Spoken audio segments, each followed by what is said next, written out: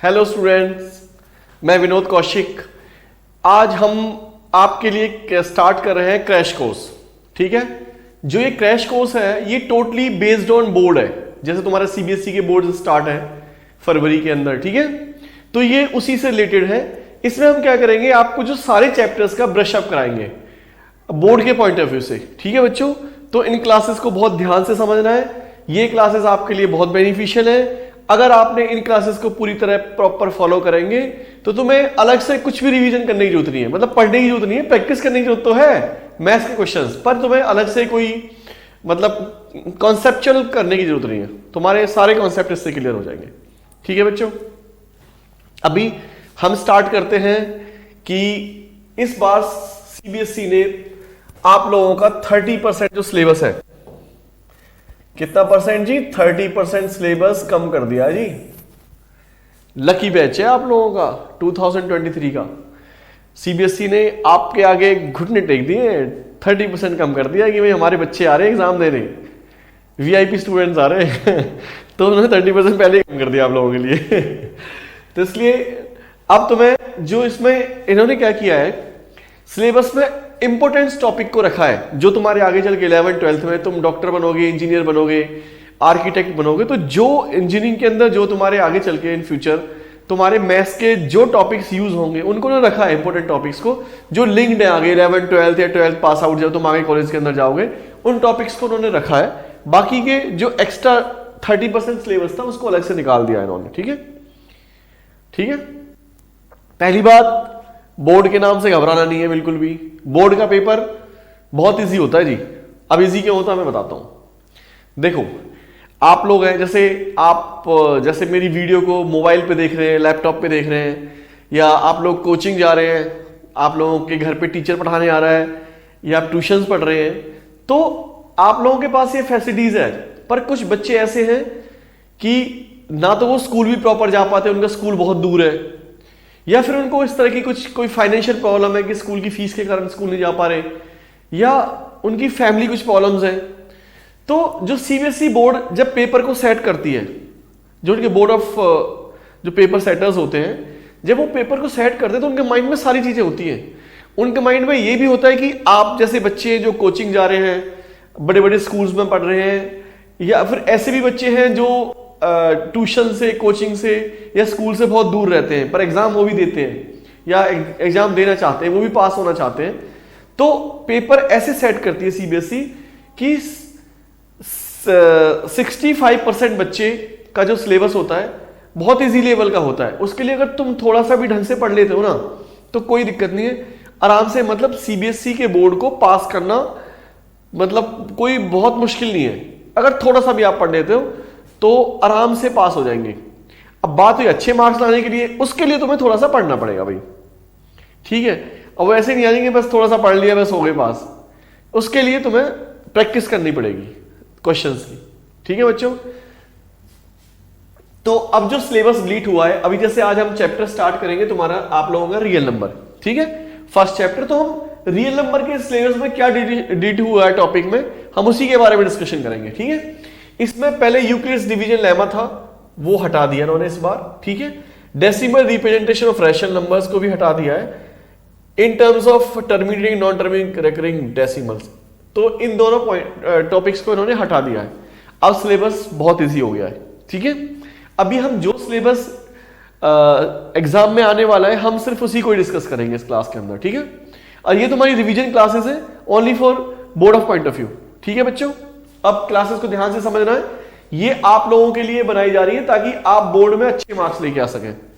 जो मैं क्वेश्चंस कराऊंगा तुम्हें बोर्ड पे, या जो मैंने डिलीटेड सिलेबस है, ये तुम्हारे यूट्यूब चैनल के डिस्क्रिप्शन बॉक्स के अंदर है। ठीक है, उस पर आप क्लिक करेंगे तो आप जो नंबर ऑफ क्वेश्चंस हैं आप प्रैक्टिस के लिए डाउनलोड कर सकते हैं, और जो डिलीटेड सिलेबस है इसको भी डाउनलोड कर सकते हैं उससे। ठीक है बच्चों, अब हम स्टार्ट करते हैं चैप्टर आप लोगों का real number. Real number is the combination of two numbers basically. जैसे एक नंबर है हमारा rational number, and second another number is irrational number.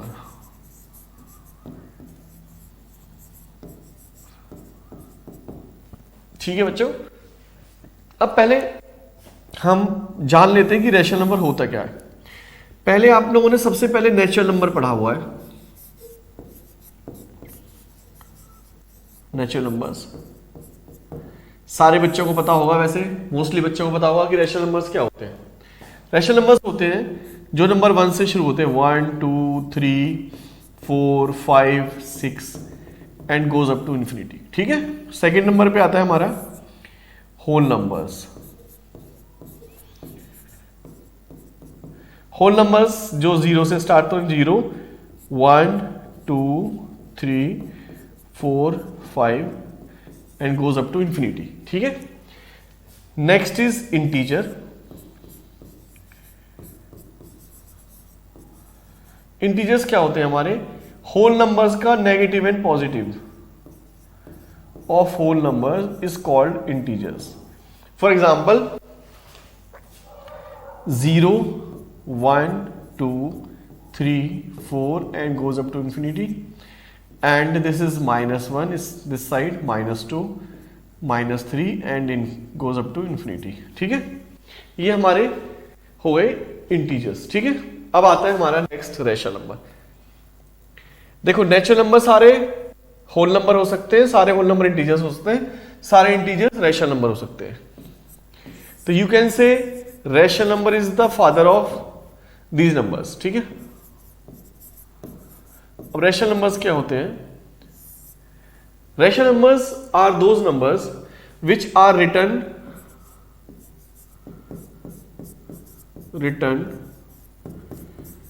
in the form of p by q and q is not equal to 0 and p and q are integers। ठीक है बच्चों, and p and q are integers। For example, -2 0 7 7/8, these are the rational numbers। 0 is also rational number because we can write 0/1, we can write -2/1, -2 is also rational number। ठीक है, I hope कि this is clear। Rational numbers क्या होते हैं, natural number. Now you can give the answer of this. अब next point is irrational number. Irrational numbers क्या होते हैं? Those numbers are non terminating,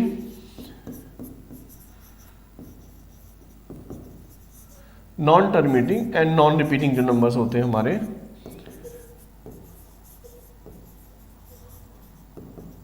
those are called irrational numbers. Fine.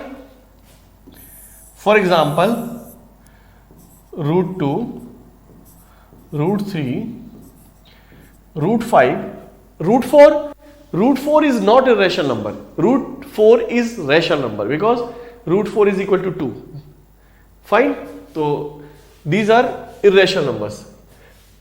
अगर हम √2 को सॉल्व करते हैं ना बच्चों, √2 को अगर हम सॉल्व करेंगे तो ये एंडलेस हो गया। जैसे 1 1 = 1, फिर 1 आ गया, फिर 2 का ये पेयर आ गया, यहाँ पे 2 हो गया।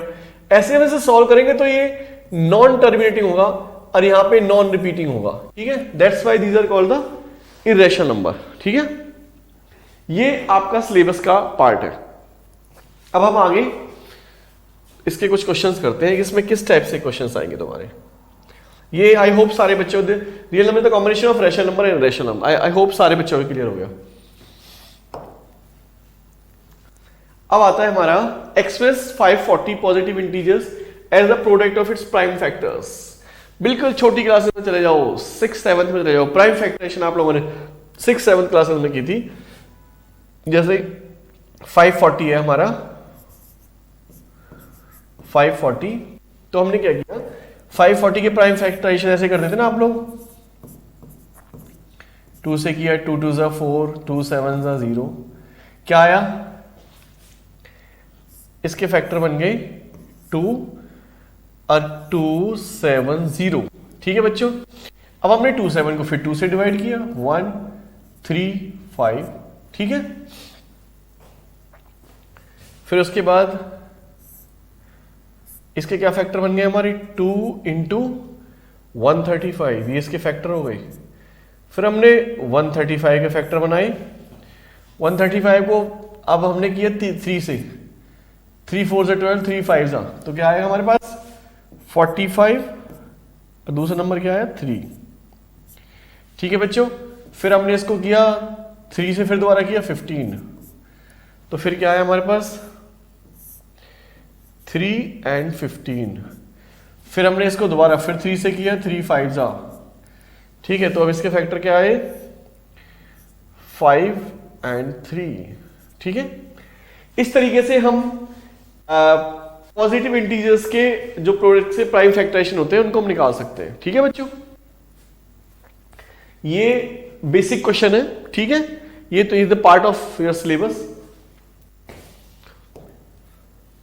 अब हमारा नेक्स्ट आता है जी एचसीएफ एंड एलसीएम निकालना। ये भी हमने छोटी क्लासेस में किया था, अब 10th क्लास में, अब आप बड़ी क्लास में चले जाओगे 11th क्लास में, इसलिए उन्होंने क्या किया सारे टॉपिक्स एचसीएफ एलसीएम जो 6-7 के टॉपिक्स थे वो तुम्हारे 10th क्लास में डाल दिए, क्योंकि अब आप लोग बड़ी क्लास में होंगे इसलिए। ठीक है, अब देखो बच्चों 98 एंड 91 इसका हमें एलसीएम निकालना है। ठीक है, lowest common multiples and HCF highest common factor कैसे निकालते हैं। अब देखो ये कैसे 2 से डिवाइड हो रहा है, 2 4 जा 2 9 जा, फिर उसके बाद ये 3 7 से हो गया, 7 7 49। अब इसको देखो ये कितने से हो रहा है, ये 7 से हो रहा है। ठीक है, तो हमारे पास 98 के फैक्टर्स क्या क्या हो गए बच्चे, 98 के फैक्टर हो गए हमारे 2 into 7 into 7। उसके बाद 91 के क्या हो गए, 91 के हो गए 7 into 13। ठीक है, अब हम निकालते हैं इसका एचसीएफ। एचसीएफ कैसे निकालते हैं, एचसीएफ होता है हमारा highest common factor. Highest common factor मतलब जो दोनों में कॉमन है, इन दोनों नंबर्स के अंदर कॉमन है। 3 नंबर होते, 3 नंबर हो, तीनों में जो कॉमन होता, 4 नंबर हो, चारों में जो कॉमन होता, उसको हम एचसीएफ बोलते हैं। ठीक है, इसमें देखो क्या है, इसमें 7, इसमें 7, ये 7 है, ये 7 है, इसका मतलब हमारा एचसीएफ। उसके अलावा 7 के अलावा तो और कोई नंबर कॉमन नहीं है, तो इसका मतलब हमारा 7 एचसीएफ हो गया। ठीक है भाई, क्लियर सारे बच्चों के। एचसीएफ कैसे निकालते हैं, जो नंबर्स के अंदर हाईएस्ट कॉमन फैक्टर होता है, that is called the HCF. ठीक है, अब हम निकालते हैं एलसीएम। एलसीएम कैसे निकालते हैं बच्चों, एलसीएम का भी इसी टाइप से निकालते हैं जैसे हमने दोनों के प्राइम फैक्टराइजेशन कर लिए। इन दोनों में हाईएस्ट कॉमन क्या है, अब इसमें देखो हाईएस्ट कॉमन क्या है हमारा 7, तो 7 को हमने यहां पे लिख दिया, देखो 7 ये ना हाईएस्ट कॉमन। उसके बाद फिर नेक्स्ट हमारे पास जो बच गए नंबर, क्योंकि और तो कोई कॉमन नहीं है, जो बाकी के बच गए उन सबको यहां पे लिख देंगे 2 into 7 into 13। ठीक है, अब इन नंबर्स की हमारा एलसीएम निकल के आएगा। सॉल्व कर दो, क्या आएगा, ये हो जाएगा हमारा 91 and 40 मल्टीप्लाई करो 4 36 19, कितना हो गया ये 4 7। ठीक है, तो ये हो गया हमारा पास 1274, ये हमारा एलसीएम निकल के आ गया। ठीक है, सारे बच्चे देखो भाई मैंने कैसे कैसे निकाला, देखो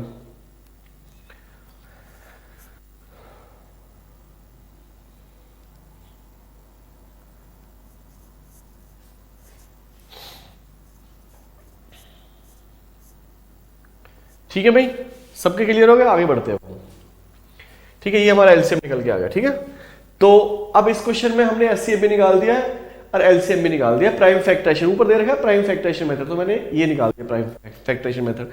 इसका एक मेथड और है निकालने का, देखो दोनों नंबर्स को हम एक साथ भी लिख सकते हैं। ये मेथड कैसे है, दोनों नंबर्स को हम एक साथ भी लिख सकते हैं, 98 एंड 91, इस तरीके से, ऐसे। याद आया, 7th क्लास में किया था आपने। अब देखो इन दोनों में से दोनों का कॉमन फैक्टर क्या है, पहले 7 तो कितना हो गया 13, यहां क्या हो गया, नहीं 7 1 2 14 हुआ जी, 14 हुआ जी, 14 यहां पे हो गया जी 13।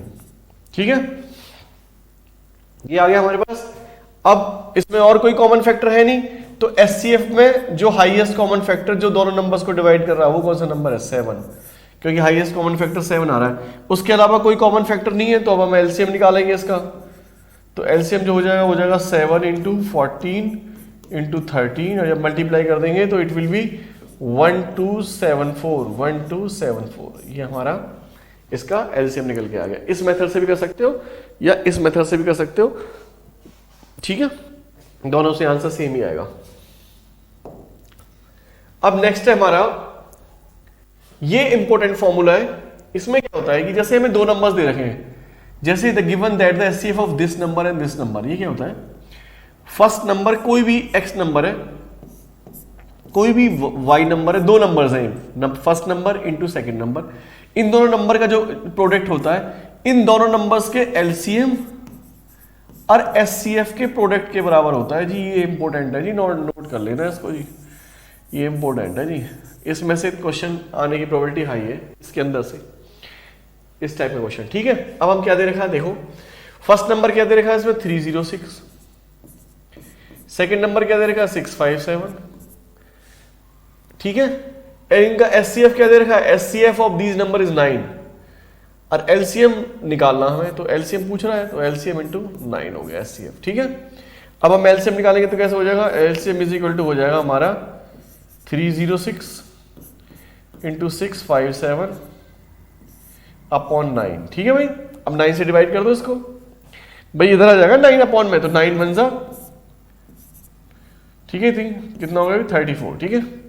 अब एलसीएम क्या हो जाएगा इसका 34 इंटू 657 को मल्टीप्लाई कर दो, जो मल्टीप्लिकेशन करके आएगा वही हमारा एलसीएम होगा। बिल्कुल क्लियर हो गया सारे बच्चों के।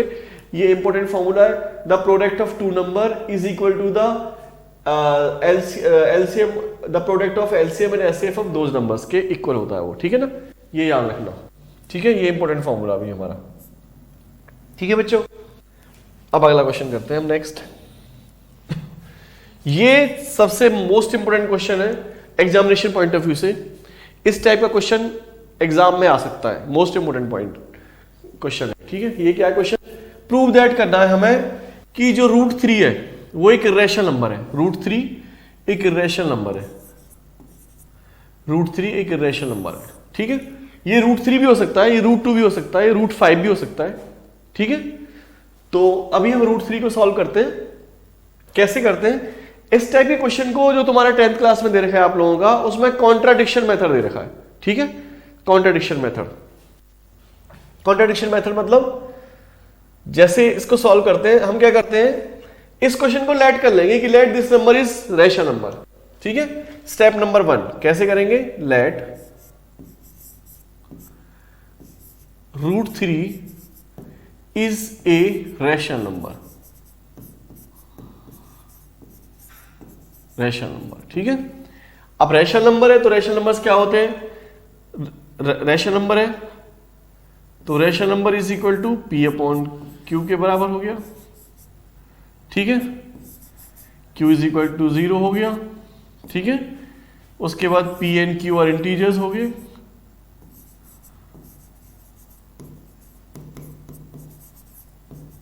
उसके बाद P एंड Q आर को prime number, P and Q are को prime number, co prime numbers, ठीक है। अब देखो बच्चों, अभी √3 है, ये P अपॉन Q है। अब इसका √ हटाने के लिए हम क्या करेंगे, स्क्वेयरिंग बोथ साइड कर देंगे,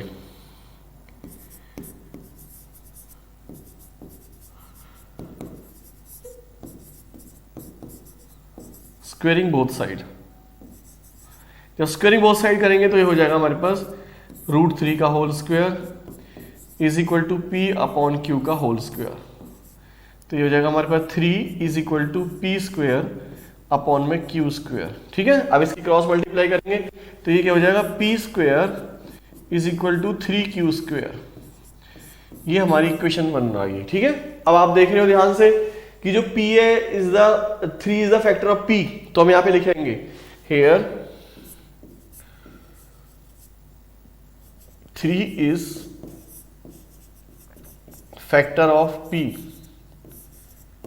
ये स्टेप क्लियर हो गया भाई सभी के। यहां पे हमने लिखा कि here 3 is factor of P, ठीक है बच्चों। अब हम आगे करते हैं इसे। अब हमने क्या किया, जो P है, P को भी लेट किया हमने आगे, late P is equal to 3m, here m is any integer,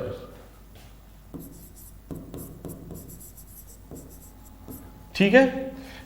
P is, अब हमने क्या किया, जो P की वैल्यू को इक्वेशन नंबर 1 में रख दिया। तो इक्वेशन नंबर 1 क्या थी, P square is equal to 3q square है हमारे पास। अब P की जो 3m रख दिया हमने, तो क्या हो जाएगा 3m का square is equal to 3q का स्क्वायर, ठीक है। अब क्या हो जाएगा, q ये हो जाएगा हमारे पास 9m square is equal to 3q square, और q square is equal to हो गया हमारे पास 3m square. This is equation number 2। अब इसमें एक इंपॉर्टेंट पॉइंट बताता हूं, मैंने यहाँ पे let p is equal to 3m लिया है तो कुछ बच्चे क्या करते हैं, सारे क्वेश्चन में let p is equal to 3m कर देते हैं। नहीं, यहाँ पे रूट 3 है तो 3 दे रखा है, तो इसलिए मैंने 3m ले लिया। यहाँ पे रूट 5 होता तो मैं 5m लेता, यहाँ पे रूट 7 होता तो मैं 7m लेता। ध्यान रखना, मोस्ट इंपोर्टेंट पॉइंट है, ठीक है बच्चों। अब हमने, अब देखो यहाँ पे जो 3 था वो p का फैक्टर था, यहाँ पे जो 3 है वो q का फैक्टर है। अब यहाँ पे लिखेंगे here 3 is factor of q, ठीक है। ये अब पर हमने जो ऊपर क्या लिया था, हमने लिया था p एंड q और को प्राइम नंबर्स। अब को प्राइम नंबर्स क्या होते हैं, जब दोनों नंबर्स का कोई 1 को छोड़ के कोई और कॉमन फैक्टर नहीं होता, तो वो नंबर्स को प्राइम नंबर्स होते हैं। समझ में आया। जैसे हमने लिख दिया 7/8, तो इसका कोई कॉमन फैक्टर नहीं है 1 को छोड़ के, तो इसलिए ये हमारे को प्राइम नंबर हो गए। सभी के क्लियर हो गया भाई को प्राइम नंबर क्या होते हैं। तो अब हम क्या स्टेटमेंट लिखेंगे आगे, इससे आगे क्या लिखेंगे, बट अबव। अब ये स्टेटमेंट को कैसे लिखेंगे, but above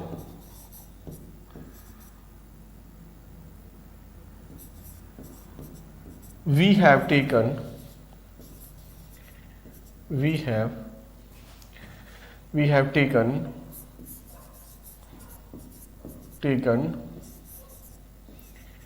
P and Q are co-prime numbers, so our assumption मतलब जो हमने assume किया ऊपर, so our assumption is wrong, so that root 3 is an irrational number, ठीक है भाई। ये स्टेप आपको पूरा लिखना पड़ेगा, तभी जाके मार्क्स मिलेंगे। ये थोड़ा सा 1-2 बार प्रैक्टिस से तुमसे सॉल्व हो जाएगा, कोई दिक्कत नहीं होगी इसको, ठीक है। प्रूविंग वाले क्वेश्चन में थोड़ा बच्चों को अटपटा सा लगता है, लग रहा है पता नहीं क्या लिखे जा रहे हैं क्या, ठीक है। तो ये ऐसे करके आपको ये प्रूव करना है, ठीक है बच्चों। ये क्लियर हो गया। ऐसे ही हम रूट 3, रूट 5, रूट 7 सारे को हम ऐसे ही प्रूव कर सकते हैं, ठीक है। वीडियो क्लियर हो गया सारे बच्चों के। अब आगे देखो, इसमें एक टाइप से और आएगा क्वेश्चन, ऐसे भी आ सकता है। जैसे हमें दे रखा बच्चों यहाँ पे root 3 plus 7 is an irrational number. Rational number. We have to prove that. ठीक है। We have to prove that root 3 is plus 7 is an irrational number. तो हम इसको irrational प्रूव करना है। ये भी ऐसे ही होगा क्वेश्चन। इसको भी हम क्या करेंगे, लेट कर लेंगे। Let root 3 plus 7 is equal to 0, sorry p by q. Let this is equal to p by q के इक्वल ले लिया हमने, ठीक है। Same q is not equal to 0 हो गया, और r and p and q are को prime, p and q are को प्राइम हो गया, and p and q are integers, p and q are integers, ठीक है भाई। अब हमने क्या किया, प्लस के 7 को हम उधर ले गई तो क्या हो जाएगा, √3 is equal to P upon Q -7, यही तो हो जाएगा। प्लस का 7 हो जाएगा तो माइनस का 7 हो जाएगा, ठीक है। अब इसको हटाने के लिए हमने क्या किया, स्क्वेयरिंग बोथ साइड किया, ठीक है। अब देखो यहाँ पे √3 आ गया, √3 आ रहा ना। अब जैसे हमने यहाँ पे √3 को इरेशनल प्रूव किया है, जैसे ये प्रूव किया है, √3 को इरेशनल प्रूव किया है, सेम हम इसको यहाँ पे भी इसको ऐसे ही प्रूव करेंगे √3 को। तो √3 इज एन इरेशनल नंबर है, ठीक है ना। √3 ऐसे ही सेम इसको पूरा स्टेप वहां पे जो बने हुए हैं उनको बना के एज इट इज यहाँ पे लिखेंगे √3 is an irrational number, irrational number, ठीक है।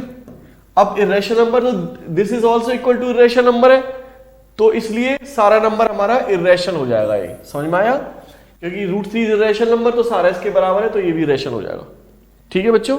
सेम ऐसे ही करना जैसा हमने इससे ये वाला क्वेश्चन किया, ठीक है। इसी तरीके से करना, ठीक है बच्चों। अब हम करते हैं question number 5। What is the smallest number which when divided by 35, 56 and 91 leaves a remainder of 7 in each case? अब तो मैं 2 इंपोर्टेंट पॉइंट बताता हूं, उनको ध्यान से समझना।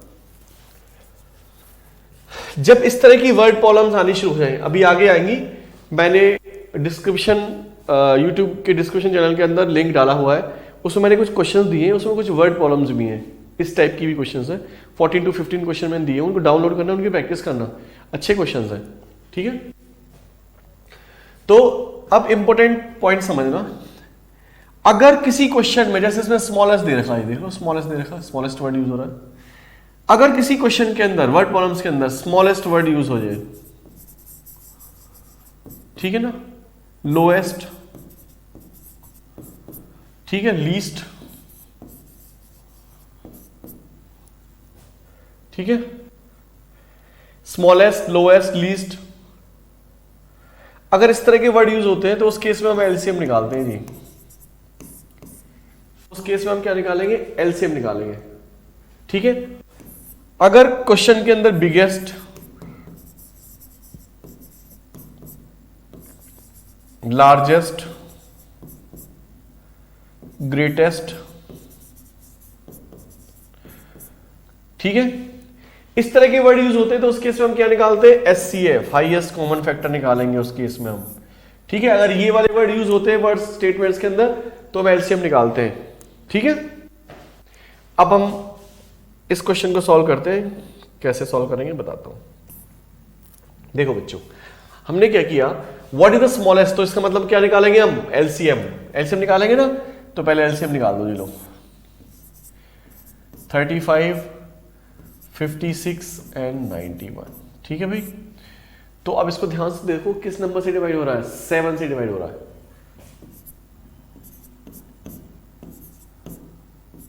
ठीक है। अब उसके बाद कोई कॉमन फैक्टर नहीं है, तो इसका एलसीएम क्या हो गया बच्चों, एलसीएम हो गया इसका 7 × 5 × 8 × 13, ठीक है। तो कितना हो गया, 91 × 40 इज इक्वल टू 0, 4, 3640, ये हमारा इसका एलसीएम आ गया, ठीक है। अब ये कह रहा है कि हम इन नंबर से जब इसको डिवाइड करें, हम स्मॉलेस्ट नंबर को, यही आ गया एलसीएम निकल के, तो सब में रिमाइंडर 7 बचना चाहिए। तो हम क्या करेंगे, जो एलसीएम है, एलसीएम के अंदर हम 3640 के अंदर हम +7 कर देंगे, तो ये हो जाएगा 3647। अब इस नंबर को अगर इन नंबर से हम डिवाइड करेंगे तो सारे नंबर से डिवाइड करने पे रिमाइंडर 3 बचेगा, 7 बचेगा, ठीक है, 7 बचेगा रिमाइंडर, ठीक है बच्चों। इस टाइप का क्वेश्चन एग्जाम में आ सकता है, इंपॉर्टेंट क्वेश्चन है, ऐसे क्वेश्चन तुम्हें आने चाहिए, ठीक है। अब आगे दे रखा है क्वेश्चन हमारा, Radhika has 2 ribbons which are 80 cm and 96 cm long. She has to cut them into equal pieces to make bow. What is the length of longest? अब देखो क्या वर्ड यूज हो रहा है इसमें, longest, मैंने बताया था biggest, small, biggest, largest, greatest, longest. तो उस केस में हम क्या निकालते हैं, एचसीएफ। तो इस केस में क्या निकलेगा हमारा, एचसीएफ निकलेगा सीधा सीधा। तो एचसीएफ निकालने का एक मेथड और है, अभी तो मैंने बताया था तुमसे प्राइम फैक्टरेशन, ऐसे भी हम निकाल सकते हैं एचसीएफ। जो स्मॉलेस्ट नंबर होता है उससे लार्जर नंबर को हम डिवाइड कर देते हैं, ठीक है। 81 जा 80 हो गया, कितना बच गया जी यहाँ पे 16, फिर हमने 80 को यहाँ पे कैरी कर लिया ऐसे इधर इस तरीके से, ठीक है। 16 5 जा 80, तो इसका एचसीएफ कितना आ गया बच्चों, एचसीएफ आ गया 16, ठीक है। तो ये क्या हो गया 16 क्या दे रखा था ये सेंटीमीटर, 16 सेंटीमीटर आ गया, जो हमारी length of the longest piece.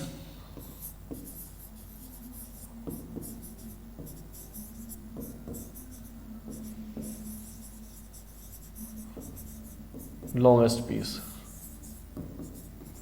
क्या आया 16 सेंटीमीटर। ये बच्चों, तो इस तरीके से हमें इस टाइप के क्वेश्चंस को सॉल्व करना है, ठीक है। बाकी का बस इस चैप्टर में, फर्स्ट वाले चैप्टर में बेसिक यही है इस चैप्टर का। बाकी के तुम आप लोग जितना मैक्सिमम प्रैक्टिस करेंगे उतना ही आप लोगों के लिए बेनिफिशियल होगा। मैंने बताया था कि यूट्यूब चैनल के डिस्क्रिप्शन बॉक्स के अंदर मैंने कुछ क्वेश्चन दिए हैं, उनकी प्रैक्टिस कर लेना, इसी टाइप के क्वेश्चन है, ठीक है बच्चों। बाकी का अब सेकंड चैप्टर स्टार्ट करेंगे हम नेक्स्ट क्लास में। Okay, thank you very much.